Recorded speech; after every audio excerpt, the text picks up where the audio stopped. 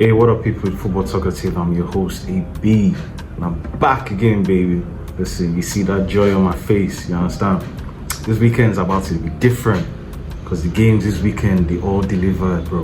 Anyway, all the other games in the other weekends, they delivered as well. But you see, this weekend, the drama that happened this weekend, all the talk, all the expectation, everything leading up to the games this weekend, man, crazy. First of all, obviously, Arsenal still on top of the league. Finally, Arsenal managed to create some separation. Not very much, but still counts. You get what I'm saying? By the time Arsenal played their game against Leeds, tough game, tough away ground to go to. You get what I'm saying? Potentially, people looking and thinking, yo, you understand?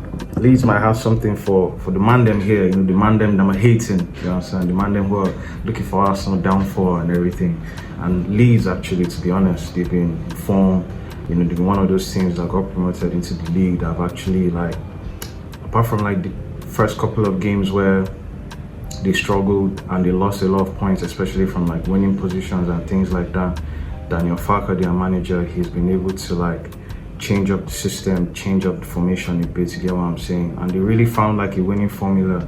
They beat and took off points off of a lot of the top six teams. You get, Liverpool, Man United, and all of that stuff. So this was really looking like one of those games where, could Arsenal potentially, especially after losing badly against United last weekend, could Arsenal do what Arsenal has been known to do in previous years and go ahead and just go and lie down again for somebody else who hasn't had, a win against Arsenal in however knows long, and then decide to then give them that win in a particular day? But no, Arsenal said no. They went there and they dominated. You get what I'm saying? They played well. You get really dominant performance. First 10 minutes, I would say, Leeds were actually looking they were going to be a problem. They were aggressive. They made it a really physical battle. They were taking every opportunity to get their crowd going and shouting very early in the game. But Arsenal managed to ride the storm. They fought back eventually, a couple of corners, and then set piece again. Set piece again. And Madueke was ripping them up on that wing, man. Remember Chelsea, I told you sold Arsenal your best winger. Now look at you suffering, suffering. You're crying with Garnacho and Neto. But I told you at the time, you laughed at me, you thought it was a joke. You know what I'm saying? But look at it now. Look at God now. You understand? Who's laughing now? Chelsea. Madueke, boy. Listen, Noni was cooking on that wing. You know what I'm saying? Every time he got the ball, he gets looking to take on his fullback, aggressive with the play. Obviously, still plenty to adjust. If this guy can really tighten up his end product, or should I say his final ball and decision-making aspect of his game, this guy is going to be a problem, man. But he's come to the right place here. The Arsenal now, boy. You know what I'm saying? We'll fix you up. Forget about them blue man down there. You know what I'm saying? Forget about Chelsea. They didn't know what to do with you. We know what to do with you. So obviously Madueke is first assist of the season, first assist in a long while. Obviously get Wilson and Saka, he had to couldn't make the game, got injured in the warm-up and all of that. Hopefully it's not too long. And then Merino now also wasn't in the lineup, and apparently now it's going to be an extended period of time. Is going to be out with a broken foot injury. Get what I'm saying? But a couple of things I noticed as well with the formation and everything. First of all, Arteta benching the captain Martin Odegaard. You get what I'm saying? My guy still has my support and everything, but Arteta benched him, and I'll say rightly so. Last 2 or so games hasn't really been in form as he was in previous games, against Bournemouth and Brighton and all of that. And manager opted to bench him. You get going with Havertz in the 10. Trying to replicate what Arsenal did against Carrick in the UCL. And it actually helped because in the way that Leeds were trying to make the game a physical battle and make it a slugfest and everything, having Havertz in there, obviously Havertz did his thing and tried to link the play, and he managed to, set up a few, 2 opportunities, I think, in the first half and everything. But one important aspect of what Havertz really helped with was the dueling and the second ball aspect. You get what I'm saying? Because now it wasn't just Gyökeres pinning the centre backs. Now it wasn't just Gyökeres that was a target to hit when going long and we needed to relieve pressure. Havertz was that option as well, and that really helped with scooping up second balls and everything. Also as well, Rice was the one at the base of the midfield in the 6. And then Zubimendi was kind of just floating around, just being that like connector and everything. And that really helped. It worked because number one, Zubimendi has been really good this season, but it seems like in certain games where like that Premiership physicality was really there, he struggled at times.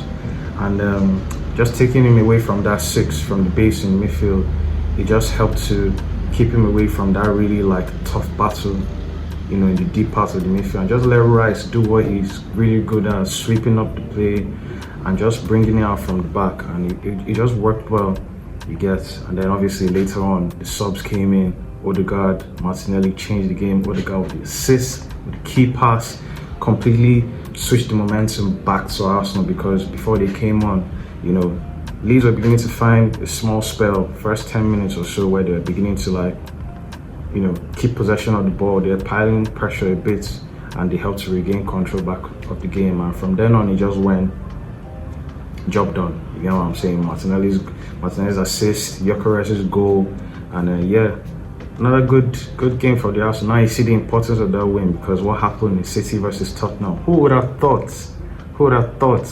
Yeah, that Tottenham of all people would do Arsenal a favour, and it wasn't just no small favour, because not only did they help Arsenal by making City drop points, but here's the crazy thing: they actually caused City to bottle it. Because City were what? Were they not like 2-0 up or something? And they bottled it, bro. That's crazy to see how City of all people, man. You know what I'm saying? First half, Tottenham were complete crap. In fact, Tottenham were looking like, yeah, these guys are definitely going to relegate and all of that. And second half, City got another goal. The next thing you know, Tottenham managed to pull it back. You get. Now I see Rodri giving these press conferences, talking about the refs and everything. Who would have thought, bro? Who would have thought? Who would have thought Money Man City would be complaining about refs at the end of the game? Man, that's crazy, bro. That's crazy. But yeah, City dropping points and failing to keep up with Arsenal, at least for once. Now it's up to you, Arsenal. Remember, Arsenal, I told you, I still got my thing on me. Yeah, I still have it on me. Yeah. Now that City have dropped points, you get what I'm saying? Next week, don't go do no idiots. Don't go do no foolishness next week. You get what I'm saying? Yeah, I tried to tell you guys, man, City are not the same City like before. You get what I'm saying? They're missing all that firepower they had before. Those mental monsters they had. This is the period when KDB will come back from injury and just be doing in madness. There's no Gundogan. There's none of that now. Now they got all these liquid youth, man. You get what I'm saying? I'm not even British, but look at me, you get what I'm saying? These boys don't know nothing about the running. They don't know nothing about the running. Talk more of chasing down the Arsenal. But yeah, this was previous years, man. I'll be shitting myself right now. But yeah, City have been off, man. Like, when was the last time like City actually like won? I think the last win was Wolves or something like that. But crazy enough, Arsenal and City have two big games coming. Sorry, they have big games coming up next in Premier League. Cause Arsenal playing Sunderland at home, which is good for Arsenal. And then City are playing who is the City are playing actually? Hold on.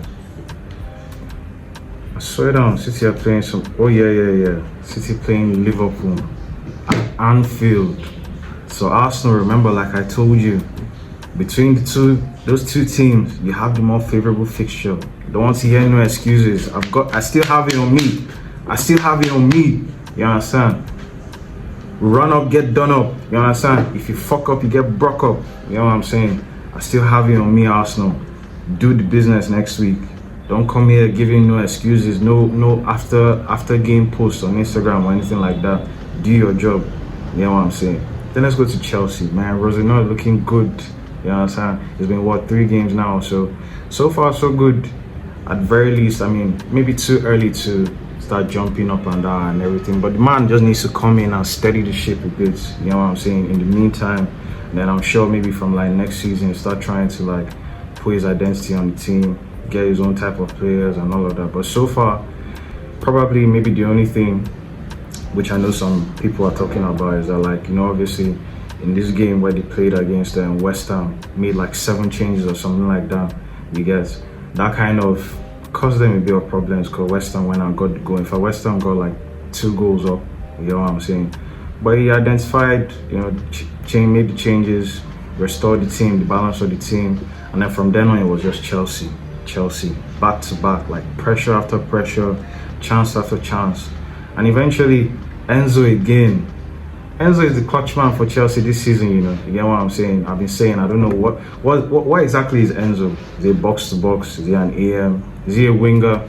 But he seems to be the utility knife, the utility tool for Chelsea this season. You get what I'm saying? And Rosenoir really is looking good. It's looking good so far, man, for Rosenoir. Because even in the EFL game, against Arsenal that Chelsea lost. You know what I'm saying?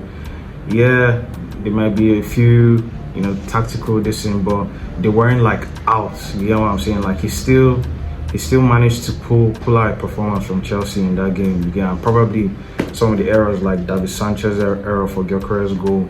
Who knows? It might be in a different fixture right now. You get what I'm saying? But yeah, Manchester United, man, what's happening, man? This isn't the agreement. This isn't how it's supposed to be. Remember, you're supposed to be the laughing stock every weekend. You get what I'm saying? Days were sweeter when Amorim was in charge. Like, I don't like this new Man United we're seeing. But anyway, we'll take it. Manchester United again with another good performance under Michael Carrick. You get what I'm saying?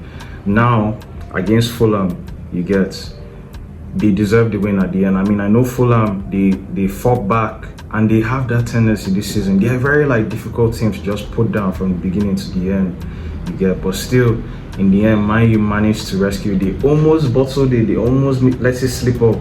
But a win for United was actually deserved because they played well in that game. Carrick's tactics again. He's been able to get a tune out of these players, and it's amazing what you can accomplish in a short period of time if you just put players in the position that they are good at or they are best at. You get what I'm saying? Put Dalot back at right back, put Shaw back in his left-sided position or wherever you get. Put Bruno back up in the 10. Take Bruno as far away from the critical battle in midfield. Put him somewhere, the further up top you can be, the better. I mean, look at the assist for Šeško's goal. That was a clutch moment right there because he sold Calvin Bassey, and that hurt my feelings about Calvin Bassey. That's my Nigerian brother, my big bro, you understand, the national team. But he sold him on the flank, man, like an idiot. Sweet balling in behind. The ball was so good, like he beat 3 players, you know what I'm saying? In fact, the last player before he got to Šeško, they had to try and stretch and they couldn't get to. And Šeško, good composure as well, took first touch, second touch, bang in the top corner, and ended up winning it for United. You get what I'm saying? Carrick so far has been looking good, you understand? United, could this be? I'm hearing the songs already, Carrick at the wheel and all of this. Remember, we've been here before, you understand? So I like to see a little joy for my United guys. You know what I'm saying? There's been too much depression everywhere, too much sadness everywhere. You understand? No positivity around your club. But finally now you get, not only do you have a run of games where you've won, you understand, there's joy around the place. You've even managed to get a trophy that nobody else was contending for, which is that you beat Arsenal. You get what I'm saying? But don't worry, you understand, like I said, Carrick looking good. I think Bruno has already equaled his assist best for the season. Yeah, I think that last assist, that assist for Šeško's goal, he's equaled his best assist tally for the season. With still 14 games to go and all of that. So yeah, man, United looking good on that Carrick. You understand? Liverpool smashing Newcastle. You know what I'm saying? The result isn't all that significant for the title race, but puts them in strong position for top 4 because, United, Liverpool, and I think Chelsea, they're kind of a bit neck and neck there for that number 4 spot. You know what I'm saying? And Liverpool did business, couple of moments in the first half where Van Dongen tried to do his little idiotness like he normally does, you know what I'm saying? But he fixed up later on, you know what I'm saying? You get, and what a moment for Konate as well, scoring a goal after, you know, losing his dad sadly and everything. Nice moment for the guy to just like honor his dad and everything like that. Florian Wirtz, goal and assist. Ekitike again, you know what I'm saying? This dude no doubt has to be contender for signing of the season in the Premier League, you understand? That second goal especially, like the casual nature which he just feathered the ball into the top corner. That's an area where normally the player would try to open their body and like bend it, and he just tossed it in like it was nothing. Get what I'm saying? So really good from Liverpool. Mohamed, they don't respect me. Salah wasn't the best performance, but you know, Salah is always a threat because you know the name Salah still means something in these streets. But so far, it's not really, since that interview, he's not really looked like, you know, he's the don like he tried to make out he was. I told you, bro, just accept it, you understand? You're an OG now, you understand? Let the other guys like the Chiesas and Rio Ngomas, you understand, help them get into the first team. All this talk about respect and whatever. But anyway, you know, good win for Liverpool. Good win for Liverpool at the end of the day. Alright, man, that's been another video. I appreciate you watching. If you made it to the end, made it to this period, I appreciate you, understand? Consider subscribing to the channel. Like the video if you like the video. Share your comments as well. I like all comments, likes, dislikes, praise, and hates, all of it. Please direct all hates to my mail as well, because I need the publicity. You know what I'm saying? So yeah, man, thanks for making it to another video. I'll see you in the next one. It's your boy AB, and I'm out. Peace.